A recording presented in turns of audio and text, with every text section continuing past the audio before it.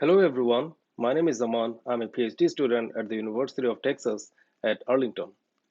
In this talk, I'll present a translation system for translating sequential programs to Spark SQL programs. Data analysts and machine learning programmers write sequential programs in terms of array operations using loops because much of the data come in different forms of arrays, such as vectors and matrices. On the other hand, organizations and companies are collecting massive amounts of data that at some point won't fit in memory of a computer for the sequential programs to work on. Now, the programmers want to rewrite their sequential programs from scratch to programs for big data systems. This rewrite process can take significant amount of time, especially if they want to achieve optimal performance. So one solution is to use an automatic translation system that will translate the sequential programs to SQL programs for big data systems. SQL programs are becoming more and more popular in most big data systems since they are optimized using techniques from relational database optimizers. So specifically, our goal is to automatically translate loop-based programs like matrix multiplication as shown on the left to SQL programs on Spark as shown on the right. This will allow the programmers to parallelize their existing sequential programs, automatically saving development time. And at the same time, the translated programs are very efficient since they leverage on query optimizers. Let's talk about some related work. Casper and Mold translate sequential Java programs to Spark core API programs. And for translation, both of them use search algorithms, either for program synthesis or for code generation. Diablo improves upon these works by eliminating the search step by using a small set of transformation rules, which makes the translation time significantly fast. Our translation system, SQLGen, is built on top of Diablo, so it also doesn't use any search step, but instead of translating sequential programs to Spark core API programs, we translate them to more efficient Spark SQL programs. The key idea of our translation system is similar to Diablo and Mold. The idea is that when we update an array in a loop, the cumulative effects of updates at each memory location across loop iterations can be applied in bulk to all memory locations. So let's consider an example where we have a matrix A with indices ij and corresponding values v, and we want to sum the values v for each index I of matrix A and store them in vector R. This can be done in a sequential program like this. Here, we have a nested loop, and for each group by key I, we sum all the values of matrix A and store them in vector R. Now, if the matrix A is represented as a relational table with columns I, J, V, and vector R is also represented as a table with columns I, V, then the new values of table R can be calculated using this SQL syntax. Here we sum the values from V column of table A for each group by key from I column, and finally store the results in table R. Our approach is similar to Diablo, where the input programs are transformed using a small set of meaning-preserving transformation rules starting from small expressions to more complex expressions, which results in nested comprehensions. Then the nested comprehensions are unnested using normalization transformation. Finally, comprehensions are translated to Spark SQL programs, unlike Diablo, which translates the program to Spark core API programs. The translated SQL programs are efficient since they're optimized using Spark Catalyst Optimizer.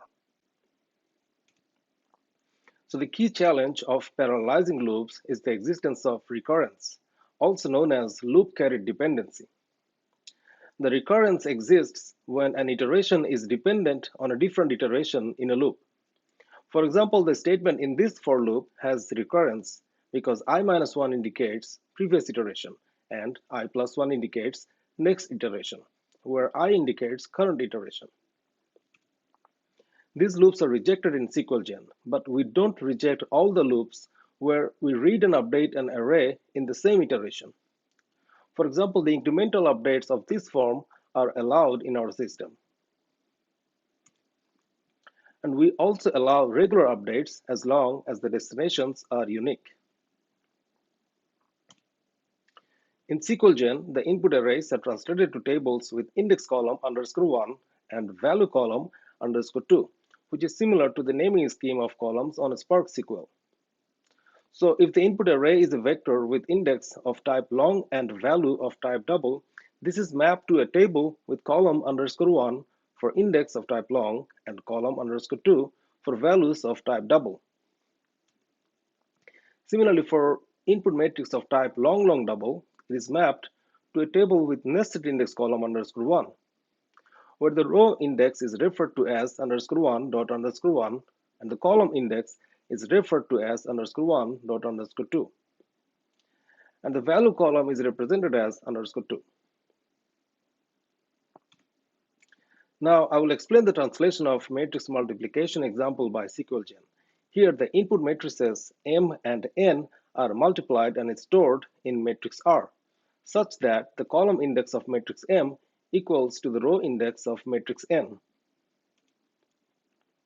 This program is translated to a comprehension where we have an expression and a list of qualifiers.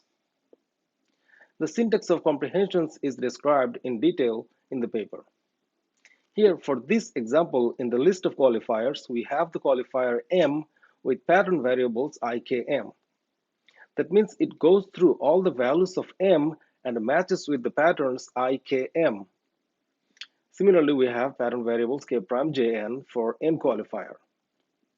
Next, we have a condition qualifier K equal to K prime, which makes sure that the column index K of qualifier M equals to the row index K prime of qualifier N. Next qualifier calculates the product of M and N and store it in V. And then we have group by. This group by qualifier creates groups of values V for every combination of I and J. Now in the expression +/V represents summation over each group V, which gives the summation of the products. So the expression I, J, and plus V basically defines the new values of matrix R. Next, to translate this comprehension to SQL, we have to first eliminate the patterns. We do that by replacing the patterns in the qualifiers M and N with new variables X and Y, and the patterns IKM of qualifier M and K prime JN of qualifier N are replaced in the rest of the qualifiers, which are expressed in terms of the new variables X and Y.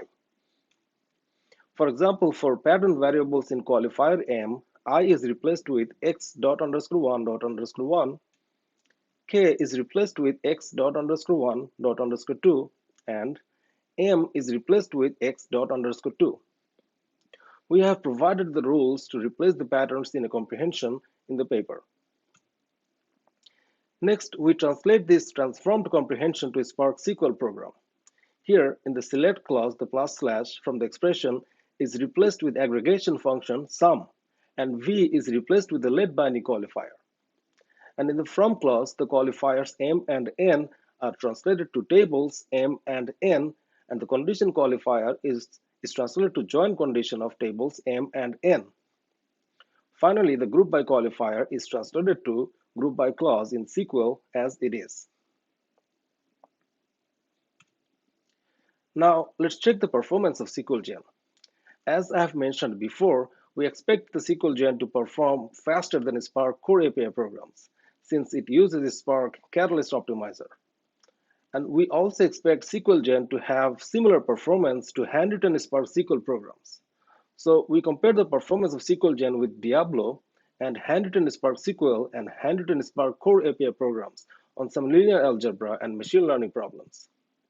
The performance of SQLGen programs were similar to the handwritten Spark SQL programs, and they were significantly faster than Diablo and handwritten Spark Core API programs. The speedup was even more for more complex programs, and as we increased the size of input data.